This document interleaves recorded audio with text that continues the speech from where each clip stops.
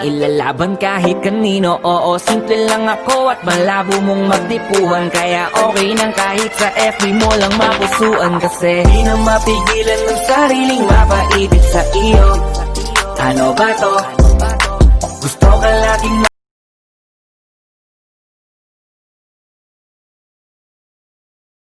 Hello guys, welcome to my YouTube channel, Ganson118. This is Justin B. Belen, a registered chemist for almost 4 years already.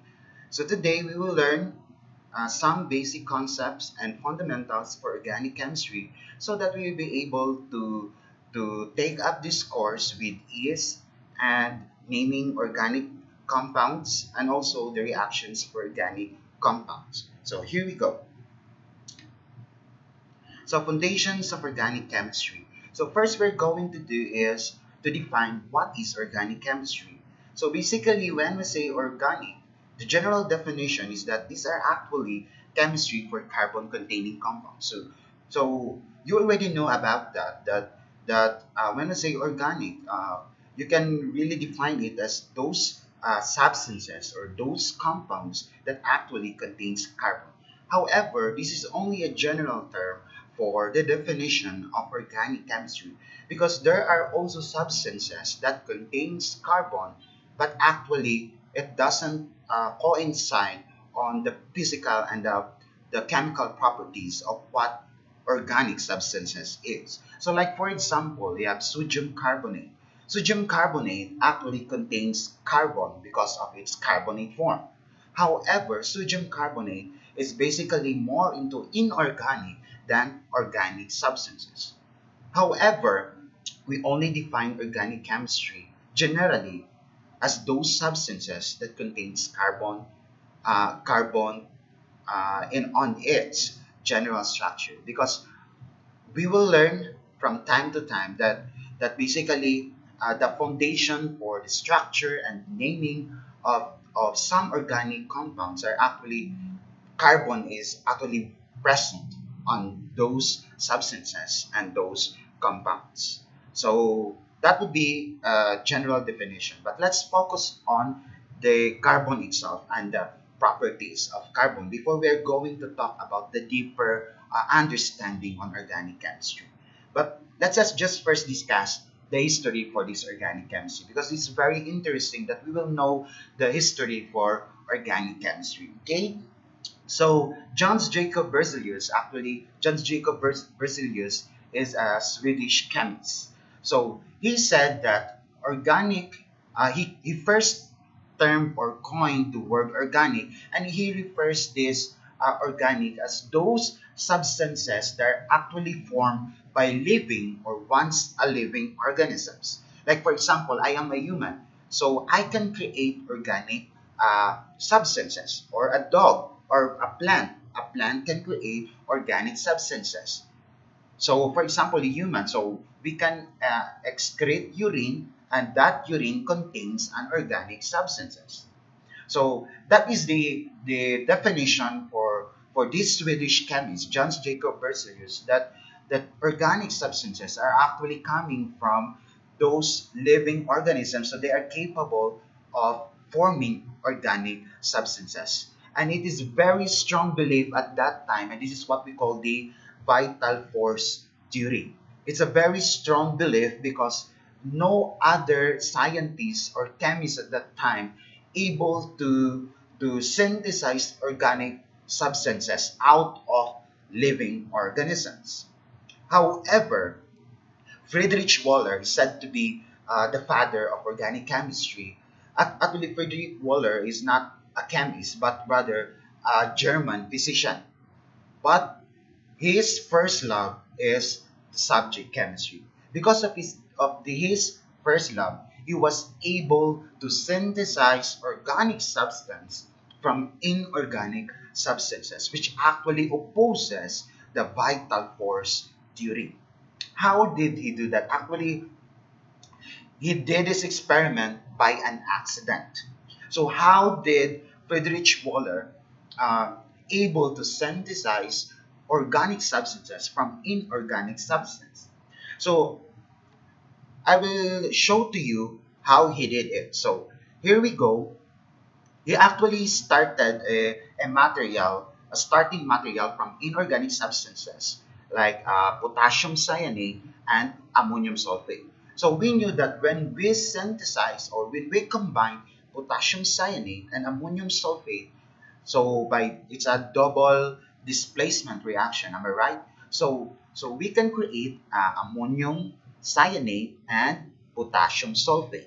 Okay, so the product would be ammonium cyanate and potassium sulfate. So Waller or Friedrich Waller actually expected to have a product which is ammonium cyanate and potassium sulfate.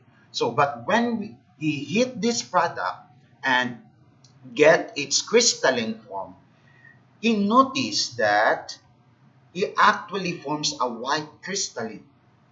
And he already concluded that this white crystalline is actually the formation of a urea because he studied a urine of dogs uh, uh, before he created this or he experimented this, he already studied some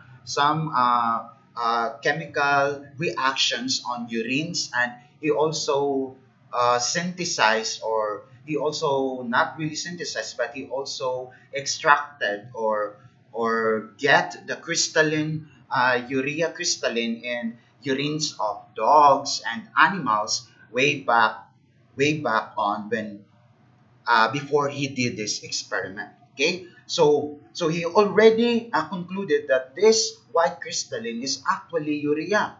This is coming from the uh, ammonium cyanate compound. So upon heating of this ammonium cyanate, and then after heating, he get the purified or the crystalline form of this solution, and then he get a white crystalline. And he already knew that this white crystalline is actually urea. So with this concept, he publishes works that he was he enabled to synthesize urea out of inorganic substances, which is actually opposes the vital force theory. That is why Friedrich Waller is considered to be the father of organic chemistry because of his experiment. Okay, so that is the history for organic chemistry. Okay, now let's go to chemical bonding theory. So earlier we discussed that organic substances, organic chemistry, general definition is that those substances contains carbon. So it's very important that when we study organic chemistry, we focus on the property of carbon. Okay, so in this segment, so we will discuss the property for carbon. So August Kikili and Archibald Cooper said or proposed that carbon is a tetravalent carbon. So when we say tetravalent carbon, from the root word tetra, which means four, and a valent, which means actually coming from a bond or can join together. So tetravalent means that carbon can be able to form four bonds to join other elements or other atoms in a chemical to form a chemical bonds or to form compound. Okay, so carbon can be linked and can be bond with one another in a total of four bonds, and also carbon can can also link to itself to form a chains or uh, an extended compounds, and these chains also can double back themselves to form a rings. So that was what Kikuli proposed. No, so actually also Kikuli and Cooper also proposed that this formation or this linking of tetravalent carbon or these four bonds are actually only in a two-dimensional structure. Okay, so they are limited for that study only. Okay, however, after that, Hakubus, I don't know the right to say it, or it could be Jacobus or Hakubus, Van Hoff and Joseph Lebel proposes the 3D structures of organic compounds. Diba? For Kikuli and Cooper, they only propose the 2D structures. For Van Hoff and Lebel, uh, they proposes the 3D structures for organic compounds. And furthermore, Van Hoff uh, also discovered that this 3D structure for carbon uh, have a spatial directions, and also it actually lies in a tetrahedral structure. So that was what Van Hoff suggested, that carbon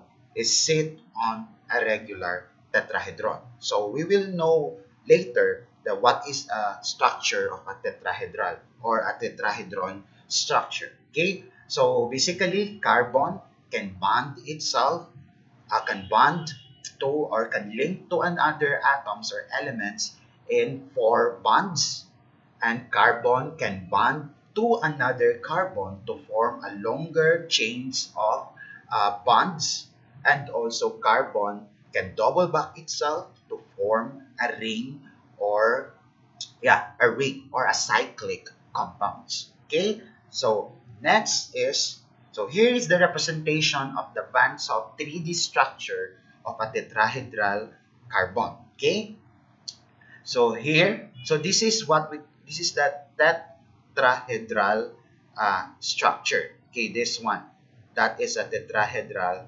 structure. Okay, so we can represent uh, this uh, this solid line. So we can represent this solid line as a bonds in plane of the page. Okay, so this is in plane. This one, that is in plane of the page.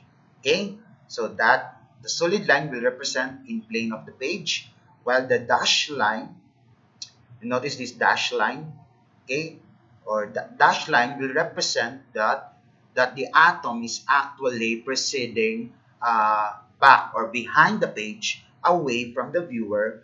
And the wedged line here is that the atom or the bond is coming out of the plane, or actually in front of the viewer.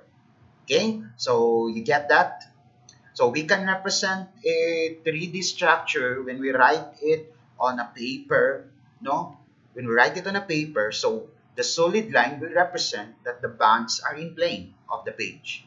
The dashed line will represent that it is proceeding behind the page, away from the viewer.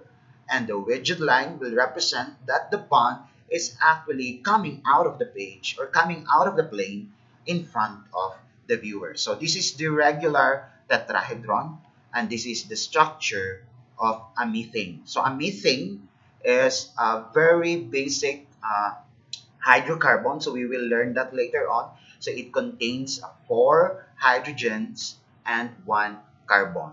So we discussed earlier that carbon can bond, or it's a tetravalent carbon, so it can bond for a total of four bonds. So 1, 2, 3, and 4. So that means carbon can be able to bond with hydrogen with four hydrogens.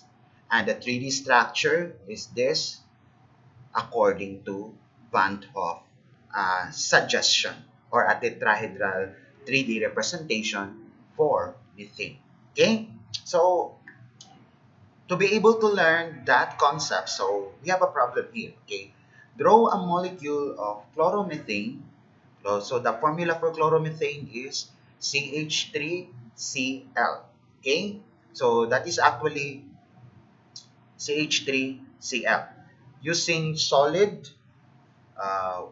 wedge, and the dash lines to show its tetrahedral geometry. So showing this 3D structure. So how do we do that? So I will show to you how do we draw the 3D structure of the chloromethane using the solid line, the dash line, and the wedged line. Okay. So let's go first to the chem draw. So this is now this no, that is not the chloromethane. So I will delete this first. Okay. So chloromethane is structure is CH3HCl. Okay. So that is the chloromethane. No, no, no, no, no. Okay. Okay. So chloromethane.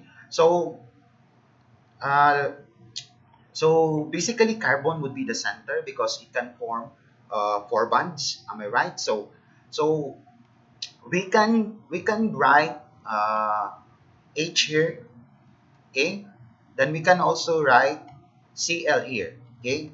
So or you can also write H here or the other one. So anywhere. Okay. You can write the Cl anywhere as long as you can represent the 3D structure of this molecule or of this substance, chloromethane. Okay, so you can write Cl here or you can write Cl there as long as there are actually three hydrogens and one Cl atom. Okay, so and also you can represent the bands in plane, the dash line, which represents that this bond is away from the viewer or preceding behind the page or at the back. And the wedged line is represent in front, okay, in front of the page or in front of the viewer. Okay, so this is now the representation of the chloromethane. Okay, so and then you're done with the problem. Okay, so next is convert the following molecular model of ethane into a structure that uses wedged, normal, or the Bunsen plane, and the dash lines to represent the three-dimensionality. Okay, so ethane, uh, so methane has one carbon, so actually they belong to the same group, which is what we call the alkane. So we will learn that later on.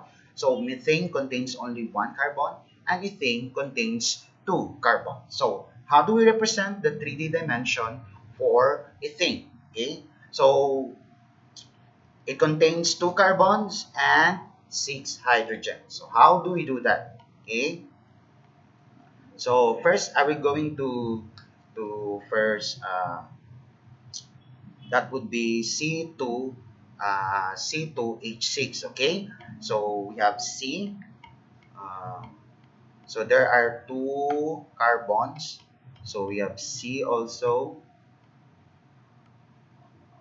C. Diba? Remember that the carbon can link or can join to other elements, and also carbon can link to another carbon. Am I right? So I already talked to you that earlier. So this is now the concept of this. So carbon can link to other elements, or carbon can also link to another carbon. Okay, so how do we represent its 3D dimension? So I will delete this first. Okay, so that we will see how it is done. Okay, so we can create a bond that is on its plane. So I will put these bonds in plane here. Okay, so bonds in plane. We have also bonds that is preceding behind the page, and the wedged line that is actually uh, in front of the viewer. Okay, so we can also represent the other one carbon. So how many hydrogens are there? So there are six hydrogens. Okay, so you cannot write six hydrogens on this carbon because remember that carbon is a tetravalent carbon. Am I right? So it can only form four bonds. So you should count the number of bonds for carbon. Okay, so one, two, three, four. So the one bond for carbon is actually going to the another carbon, and the remaining three bonds would be from the hydrogens. Okay, so I will write here bond in plane, and also behind the back. Okay, behind the back, can I write this? Okay.